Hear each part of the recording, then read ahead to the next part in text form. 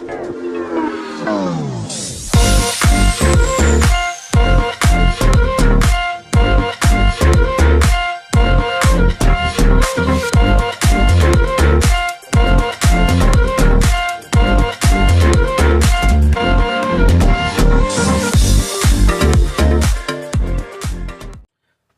sejahtera Malaysia, tuan-tuan dan puan-puan semua.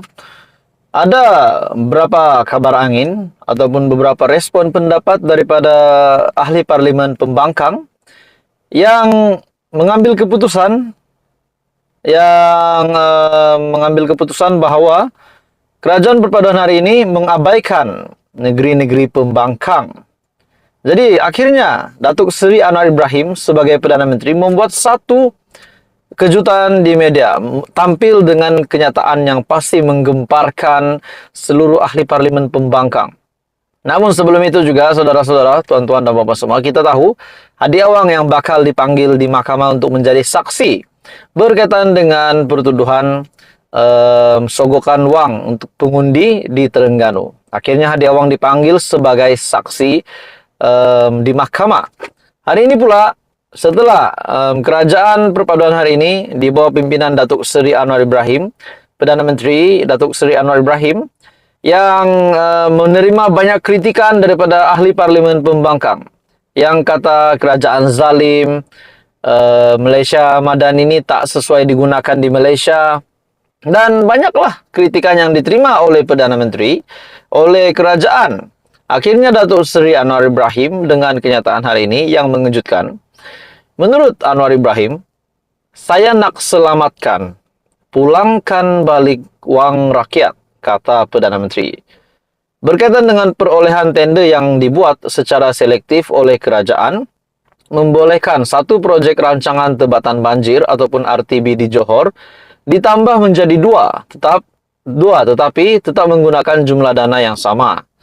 Perdana Menteri Datuk Seri Anwar Ibrahim berkata, pelaksanaan perolehan tender secara selektif untuk projek berkenaan menjadi lebih teratur berbanding yang dilakukan sebelum ini.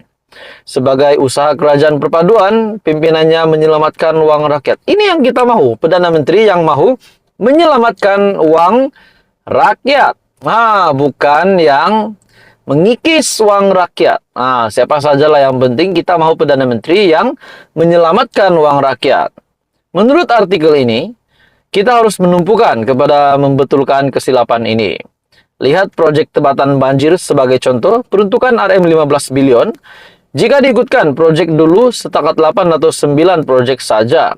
Apabila kita buat tender selektif, kita buat kerja lebih teratur. Perdana Menteri juga menggunakan platform Kongres untuk Kongres semalam, yaitu di mana menyampaikan ucapan dasar Presiden di Kongres khas PKR. Dalam kongres itu menggunakan platform tersebut untuk menjelaskan kerajaan tidak pilih bulu dengan pembangkang. Sebaliknya, terus meluluskan pembangunan seperti proyek RTB di negeri yang ditadbir oleh pembangkang. Beliau turut menafikan kenyataan yang dibuat oleh Presiden PAS, Tan Sri Abdul Hadi Awang, yang melemparkan dakwaan. Kononnya, kerajaan perpaduan mengabaikan negeri pembangkang. Bukan hanya kita laksanakan proyek RTB di Johor saja. Projek tebatan banjir banjir besar di Sungai Golok turut dilaksanakan kerajaan pusat walaupun kita tidak menang satu kursi. Jadi ini menunjukkan bahwa Datuk Seri Anwar Ibrahim memang adil. Di tempat yang mereka tidak menang pun tetap akan diteruskan projek-projek yang penting ini. Jadi untuk ahli parlimen marang, menurut Perdana Menteri, untuk Hadi Awang apabila beliau sebut kerajaan pusat yaitu zalim kerana melewatkan projek dan tidak membantu projek di negeri yang ditadbir pembangkang, beliau pakai ataupun rujuk kitab mana? Menurut Anwar Ibrahim. Sebab itu saya tegaskan di parlimen, jangan guna Al-Quran dan hadis termasuk guna hujah Islam untuk memfitnah, kerana itu kalau dakwaan tidak betul kita lawan.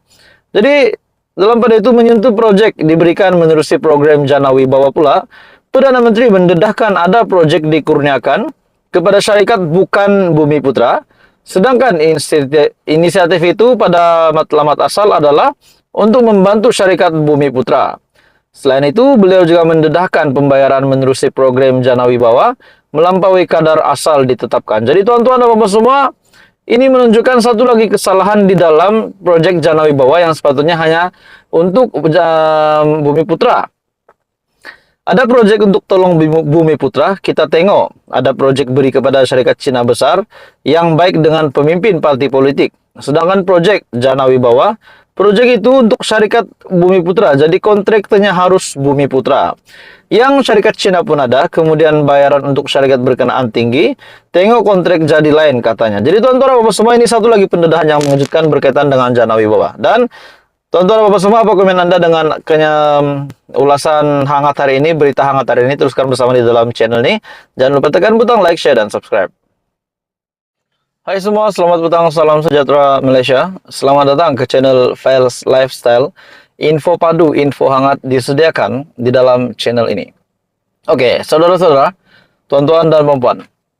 Sebelum ini kita mendengar pemimpin bersatu, presiden bersatu yang didakwa di mahkamah.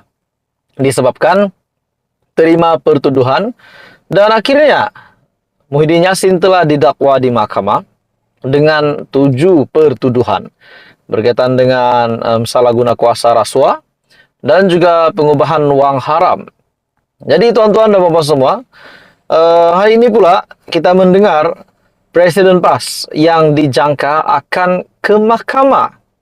Dalam satu artikel yang menyatakan Petition Pilihan Raya Umum ke-15 Abdul Hadi hadir ke mahkamah esok, dalam satu artikel dari Sinar Harian.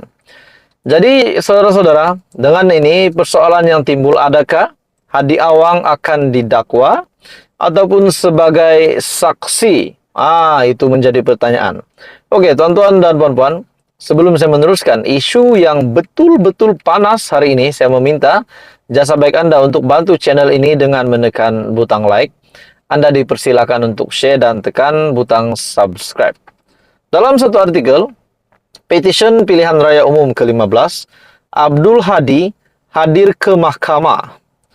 Presiden PAS Tan Sri Abdul Hadi Awang dijangka hadir sebagai saksi pada perbicaraan Petition Pilihan Raya Umum ke-15 PRU15 Parlimen Marang di Mahkamah Tinggi Kuala Terengganu pada Ahad ini.